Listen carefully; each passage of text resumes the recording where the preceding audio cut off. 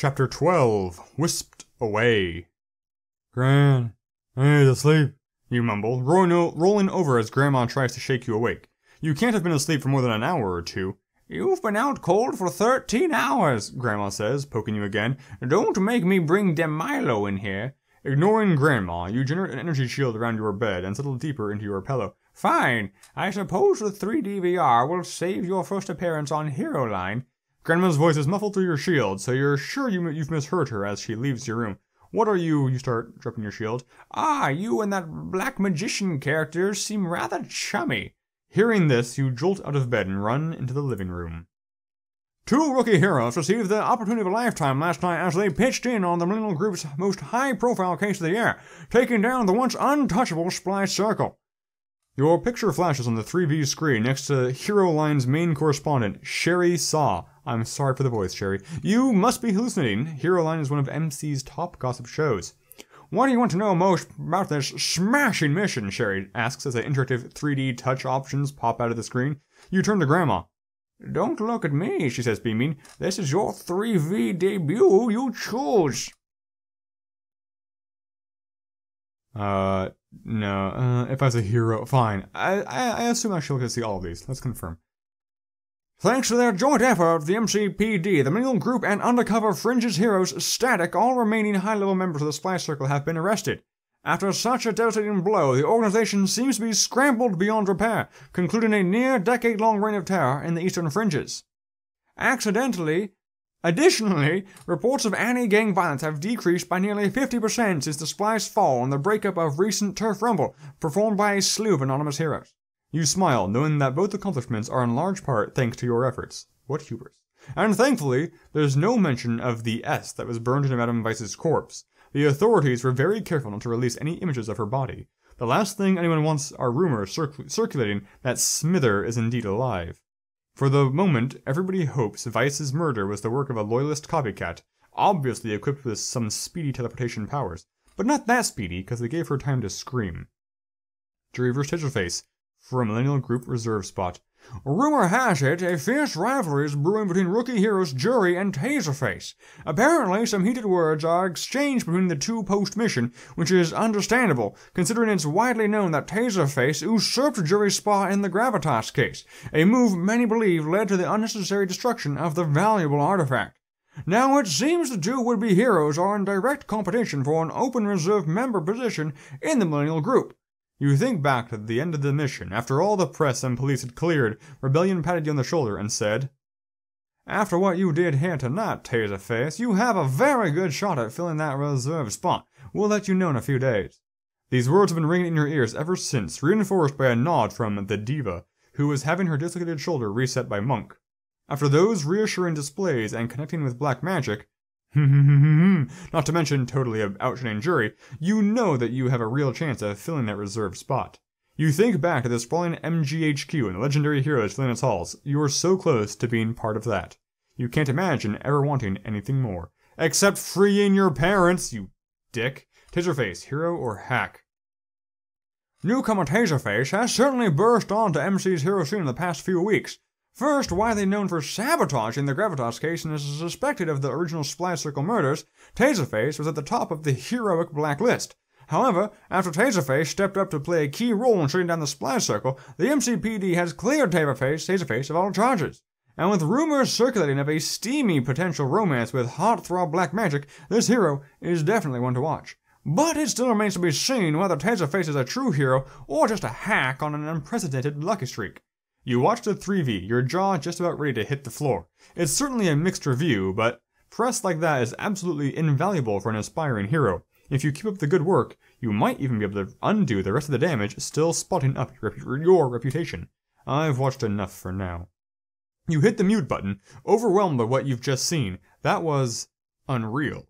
You were on 3V! Although it's not quite as glamorous as you always imagined it would be all these years, it's definitely a moment to remember. You turn to Grandma, who seems just as overwhelmed. She grips you in a monster hug. I always knew you had what it takes, Grandma says. Now you go get washed up because I'm cooking the biggest brunch of your life to celebrate. As Grandma hurries into the kitchen, you make your way back toward your room, still feeling rather dazed. Inside your room, Meechip Algernon beeps with several alerts. But before you open any of them, Algernon appears in your mind, wearing his finest three-piece suit and his favorite top hat. "Fine showing, young sir," Midship Algernon says. "I couldn't possibly be more proud." "Aw, thanks, Algernon," you think. "Yes, and I suppose I'll even forgive you for not introducing me to Processor. Next time, I promise," you think, just hoping that there will be a next time. Moving on, you open the alerts and are greeted by a me card sent to your Taserface account from 3 teenage sisters. Slugger, you think, it's the Molten Ladies. "We just wanted to thank you for saving us from Madame Vice," they say, waving at you from the holographic card. "We only hope we can repay you one day." You immediately save the me card to your Hero Space Taserface page. You don't even want to think about those poor girls, what those poor girls must have gone through. What with all the heinous crimes attributed to the Splice Circles, Madame Vice's recruitment methods were mostly overlooked. Suddenly, her murder seems far less tragic. I never thought it was tragic at all. Thinking back, you really can't believe how well things went. You did some real good and boosted your heroic reputation all at the same time. But what do you consider your greatest accomplishment from the night? The lives I saved? No. Salvaging my reputation and reaching a new level of notoriety? Improving conditions in the Eastern Fringes by shutting down the circus operations? The prestige of working with an A-list team like the Millennial Group? The opportunity to learn from legendary heroes? I didn't do any of those things. How about this one? Because I assume that decision doesn't really matter anyway. As you continue to scroll through your alerts, you find you have to sit down as you open the next one. A paycheck from the Millennial Group. Enclosed is a me check for your work with the Millennial Group. You look over the check, which is listed with the standard day rate for reserved members. $2,000. With inflation, that's almost a whole hamburger. Your eyes nearly fall to your head. Not only is that more money than you have in your bank account right now, but it also means that even the lowest level group members make $500,000 a year. That's insane. Then you nearly faint as you read the bottom of the me check. Additionally, you have received a legend bonus of $2,000. You had heard certain powered teams give mission bonuses based on legend levels, but you always thought that was just a myth. What is my legend level? Then another thought occurs to you. After last night, your legend level must have gone up. After pressing the deposit button on the me check, you open your heroic license and check your legend level, which has risen to 37. It looks like your legend has gotten quite a boost as word of your recent success spread. Even better, it appears you got an extra boost for finishing the mission with such a high power level remaining. How? Who's measuring this? I guess my me chip somehow can quantify my stanky bean energy? And an additional boost for finishing with a high health level as well. Ecstatic, but what do I do with money? Ecstatic, you click the link to the Hero Legend Meter website to see how you're doing, or legend level, I guess. For this point in your career, your legend level is above average. Congratulations on making excellent heroic decisions thus far. Keep up the good work. A legend prize unlocked. As a bonus for maintaining one of the highest possible legend levels at this point, you can choose to purchase another costume upgrade. You currently have $1 million. Let's see. Large metal wristbands to store energy blasts. That sounds good. Thin tube that collect and channel excess energy for shielding purposes. ¿Por qué no le dos? ¿Por qué no le dos? I don't know Spanish. Why not both? I want both. Give me both. Give me both. Well, seeing as how I did so well. I used both, didn't I? I used energy armor and I used energy attacks. Let's go with the expensive one, because presumably it's the better one. I don't know why. Let's do it. This defensively suited upgrade allows you to generate shields at half the power cost. Ah, good to know. After throwing on some clothes, you make your way back to the kitchen, ready to reward yourself with an unhealthy amount of food. As you enter the kitchen, you're quite stunned to hear 3 voices shout, "Surprise, surprise, surprise!" Sitting in front, I can't do 3 voices at once. Sitting in front of a massive, meaty brunch fest are Grandma, Jenny, and Tarana Rain, the shimmer tree shaking loose behind them. You smile, happy to see your little makeshift family gathered here on such a happy day. Until you realize that, thanks to Grandma, Tarana Rain now knows your secret identity. Grandma, you never wanted to see Tarana Rain again, and now she's in your kitchen. Fantastic. Really? Why didn't I want to see her again? Why would I... What are these horrible options that I can't click? What on earth was Grandma thinking? Grandma, can I have a word? You ask, trying to fight a frown. Oh, foe, Grandma says, wiping her hands on her apron. Tarana Rain is our guest, and I trust her completely. After all, she saved your life, and we've had a nice long chat about the importance of keeping your secret identity. I cannot speak. Have we? Haven't we? Haven't we? Oh, yes we have, Tyrannorain says in a most polite voice. I'm very good at keeping secrets. Tyrannorain winks at you, and your hands curl into fists. What the slugger was Grandma thinking inviting this brat into your home? You plan on having quite the word with her later. 1 hour later. After consuming more food than you thought humanly possible, Jenny pats you on the back. What's Jenny's voice? Jenny's my, regular girl voice, I guess. Alright, this was lovely, but I've got to get going, she says. I do have a little congratulatory present for you, though. What's this, you ask, as she hands you a slip of paper, so old school, with an address scribbled on it. I'd dug up all I could on Prodigy, Jenny says. I'm sad to say there isn't a whole lot out there. All I could find was that address, which is registered under the name Prodigy. It's not much.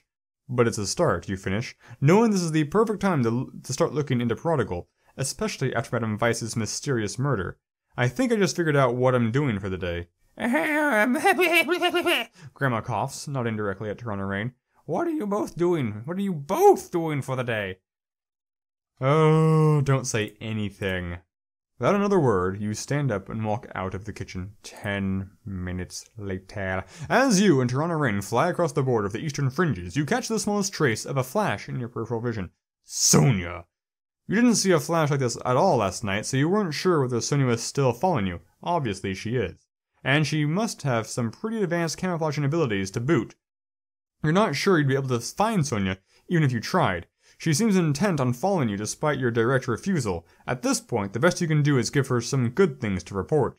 Though the fact that Sonia can be watching you at any time without your knowledge is quite jarring, you just hope that no matter what, she keeps her promise not to reveal your secret identity. On the fly ride over, Tyrannorain does not stop asking questions about her idol, the diva, in between chugs from her flask, no less. After recounting the color of the diva's lipstick, which you made up, you finally arrive at the address, which is all the way up on MC's northern shore, near the shipyard docks. It's located in the middle of several warehouses and appears to be a very large storage space with no windows and only one door, which makes your options for entrance rather limited. You and Tyrannorain land next to the front entrance. Yo, Spazoid, Tyrannorain grunts. You do realize walking through the front door will definitely lead to a trap, right? Oh, right, that's her voice. Yo, Spazoid, Tyrannorain grunts. You do realize walking through the front door will definitely lead to a trap, right? If there's a stealthier option, you say, I'm happy to follow your lead. Tyrannorain has no answer, so you turn back toward the door. There's a massive electronic lock on it with a password screen, but you assume the code will be impossible to crack. How do you want to break in? Why are we breaking in? Let's see if Tyrannorain can help. It'll be good for her growth, and, hopefully save me 3 whole points, because I'm a cheapskate. Do you have any tricks up your sleeve for getting inside, you ask, turning to Tyrannorain. Tyrannorain looks up from her meat chip as if you were causing her the greatest inconvenience of her life. Why is she here? I forgot her motivation already. She's such a... yeah, brat was a good word. Must I always do everything around here? She says, pointing a finger toward the lock. A thin stream of water shoots from her fingertip into the lock and it begins to smoke. You suppress a giggle, since it looks like Tyrannorain is taking a leak on the lock. After a few seconds, the lock sizzles and shorts out, popping open the door. What would you ever do without me? Tyrannorain asks, strutting into the warehouse. You shake your head as you follow. And then, as you enter the warehouse, you gasp at what you find inside. Shelf upon shelf of unactivated pool killer robots. The same ones sent by the Supply Circle after you in Black Magic. There must be thousands lining the shelves in this warehouse. Your mind begins to race. What does Prodigy have to do with these pool killers? Did she supply them to Madame Weiss as a peace offering? Or did Madame Weiss just put Prodigy's name on the building deed to frame her, out of revenge? Then you consider how, if the robots were suddenly to activate, you and Tyrannorain would be completely outnumbered. You and Black Magic had trouble handling 4 of these things, let alone 4,000. You hope the Millennial City group shutting down the pool killer range room at Ace's High last night put these things out of commission. That's a very cool line. I like that. Kind of alluding to just like side story content. That's awesome. But everything else clears from your mind when you see a massive sign in the back of the warehouse that reads, The Artillery. Sorry. Your blood runs cold. Miss Artillery is the name of the heroine who your parents killed. What the slugger? Could that really just be a bizarre coincidence? Or is someone out there toying with... Tyrannorain says, tugging on your arm. I want to get out of here. This doesn't feel right. You can't help but agree. A deep pit of dread overtook your stomach the moment you stepped into this place. You'd like nothing more than just to get the hell out of here, but you know there's work to be done. I know, you say, but I need to check for clues. While I look around, you get clear of the building and call... Rebellion. Although, why would Rebellion take a call from her? Jenny's the only person who would actually take a call, so let's do Jenny. Alright, Tyrannorain says, but what if those things come to life? You turn to look over the gleaming metal cores of the dormant pool killers, deadly tentacles wrapped around their bases. Let's just hope we fly faster than they do. Once Tyrannorain is clear, you creep farther into the warehouse, looking for anything that might lead you to finding Prodigal. Your mind just won't stop spinning. Something about all this is very, very wrong. So wrong that you don't even notice a soft strip of fabric slides around your waist. At first, a warm feeling overcomes you, almost like slipping into a blanket. It isn't until two new strands of pearly ivory fabric wrap around your arms that you snap out of it. You spin to find an enchanting yet eerie figure standing about 10 feet from you.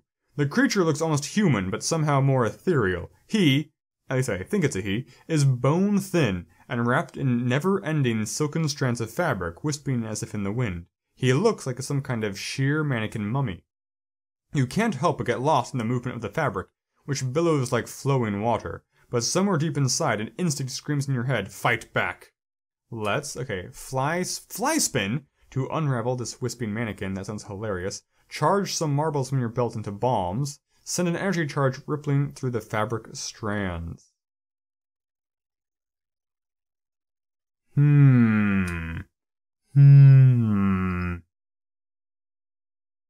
Let's just do the energy one. You try to move your arms, but the moment you do, the fabric constricts even more tightly around your body. Well, I don't need to move my arms, right? The wispy figure then begins to hum a low, guttural chant. You scream as the fabric squeezes against your bones. Though it's not a scream of pain, even though your skin blisters from the constriction, the sensation feels almost like scratching an itch, or sneezing. As the fabric's hold grows tighter, the feeling builds into something closer to pleasure. And when your bones finally do crack, it feels like an explosion. Your whole body quivers with the shock waves of satisfaction. It's the best feeling you've ever had. Then as suddenly as the feeling started, it stops. So my bones are dust. Am I dead? You open your eyes to find Tyrannorain blasting the wisp with a concentrated stream of water. Why didn't my energy do anything? I understand I couldn't move my arms, but I'm just channeling energy out of my arms into the wrapping, right? I don't understand. How many times am I going to say that this game? I don't know. The wisp recoils from the attack, beginning to reel into strands, and as they leave your body, jolts of excruciating pain begin to rocket through you. The wisp's fabric must have done some kind of poisonous effect on your nerve endings, because once the strips are fully gone, you feel the crush of it all. Your broken arms and leg bones, your splintered ribcage, your shattered hips. Within seconds, you begin to black out, overwhelmed by the unimaginable pain. The moment before you do, you manage to clear your brain enough to scream, Tyrannorain, I need healing. Then everything goes black. You find yourself in a dream, jumping up into the sky, climbing higher and higher, until fear grips you. What will happen when you stop rising? How will you stop yourself from falling? Can you even fly anymore? As you drift into a bank of clouds, the fear wells up into your stomach, until finally you begin to plummet down to the ground, picking up speed as you fall, the ground racing up to meet you. Sometime later. This is a long chapter. When you finally open your eyes again, you grind your teeth together, bracing for a fresh wave of pain. But all you feel is sore, like you've just run a marathon. Wait, how are you even opening your eyes to begin with? That wisp thing broke your eyelids. Almost every bone in your body shouldn't be... Tyrannorain, where is she? Is she alive? You bolt upright, causing a nasty head rush that clouds your vision. I think you sit bolt upright. You don't bolt... I don't know. You rub your eyes, and when you can finally see again, you find both the wisp and Tyrannorain lying on the ground next to you. Oh, slugger, you say, rushing to Tyrannorain's side as fast as your sore body will take you. Please don't be dead. Please don't be. But Tyrannorain's eyes flutter open as you reach your side. Did it what? Tyrannorain croaks, looking exhausted. Did what work?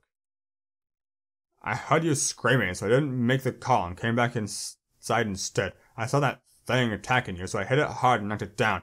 You are in such bad shape I've never healed anyone before. Still, you are about to die. Whatever you did, it worked, you say. Looks like I can generate some kind of healing water, Toronto says, grimacing. Though you don't want to know where the secretion comes from. Is it your tongue? I could only stand it for a couple of seconds before passing out. One evolutionary side effect of powered individuals is that they are not only tougher than normal humans, they also tend to have healing properties to their powers, like you do. It's a good thing Mother Nature foresaw increasing violence accompanying the addition of powers, otherwise powered heroes would be dying far more often. Though knowing more how strenuous healing can be, you're not surprised that Toronto Rain passed out. You're just thankful that she went the extra mile. That's twice you've saved my life, you say. It was nothing, Toronto Rain says, trying to hide her satisfaction. Then, for a moment, a worried look comes over Toronto Rain's face, almost as if she's considering something terrible. Are you alright, Toronto? As you say this, Toronto Rain seems to snap out of it, nodding at you, so you move on. What do you think the whisper thing was? What does Protocol have to do with all this? Let's get going. These are all terrible questions. We'll stick with the first one. It's probably defending the warehouse, right?